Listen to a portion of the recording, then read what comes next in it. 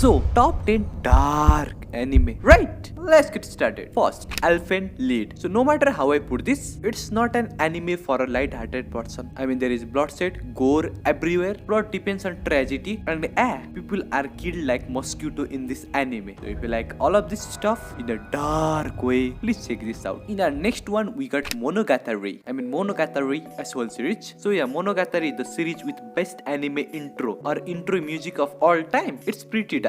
Right off the back, you will see a vampire without limbs, full of bloodshed. Blood reside in gore section. Animation is freaking cool and kind of unique, full of top tier waifus as well. And everyone love Araragi-kun. I mean the main character of this anime. Other than that, our main character is a vampire, not a full vampire, but kind of a vampire, and he is helping different girls with supernatural stuff. Or in another words, he kind of run into girls who have supernatural problems. Then in our third one, we get Hellsing Ultimate, which is also another anime about vampire as well as supernatural stuff, where our main character is a vampire as well as a servant of someone politically connected, more like a military person, and over the course of the story, our main character kind of solves every supernatural problem for them. And while solving supernatural problems, plot became bloody, dark, and quite enjoyable in twisted manner, which I absolutely love. Then we get into Tokyo Ghouls. So yeah, no matter how anyone can try to make this human eating ghoul show, it can't be light-hearted, man. It's dark as hell, and the plot starts as a human gets some ghoul parts transferred into his body because he had an accident and he needs them. But after getting ghoul parts, he is no longer a human. He became a human eating monster instead. Other than that, it has cool music and story-wise, most of its seasons are good. Then in our fifth one, we get Deathman Wonderland, where we get a place which is actually a prison as well as a game show for criminals, of course. So in this Wonderland prison, our criminals has to complete a course which is full of obstacles, and the catch is the obstacles can kill you, and other people in the audience can enjoy it with popcorns, which is similar to the Hunger Game movies. So basically, as for our main character, who has been accused for murdering his classmate, is sent there and he is trying to survive there. Other than that, it's just a story of a first episode. It has a whole different plot as well, which is kind of interesting, so I am not going to spoil it. And watch it if you want to know it. Rhyming with it, good, right? Then in our next one, we got Goblin Slayer. And believe me, if you watch its first episode, you will know why this anime is here. I mean, just a particular scene from its first episode has gone into a Twitter war. So yeah, it's dark, enjoyable, and kind of a simple story where our main character is killing goblins. But as per the detail in story, it's like a different anime. For the most part, the character development is deep and the darkness actually makes sense in this anime if you really think about it. Then in our seventh one, we got Agro Proxy, which is the happy cyberpunk anime, and it basically explores the human deepest, darkest desire. Just the best anime for this title. It is also set in a post-apocalyptic world where human and cyborg try to coexist together. Seems interesting, right? Then in our eighth one, we got